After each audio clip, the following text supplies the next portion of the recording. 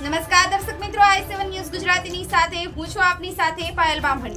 તો જોઈએ આજના મહત્વના સમાચારમાં।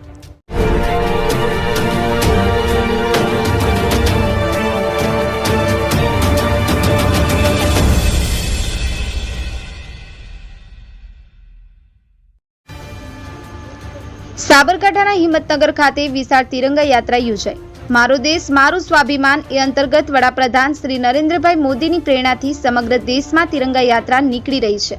ત્યારે સાબરકાંઠા જિલ્લાના હિંમતનગર ખાતે જિલ્લા સાંસદ શ્રી શોભનાબેન બારૈયાની અધ્યક્ષતામાં તિરંગા યાત્રા શરૂ કરવામાં આવી।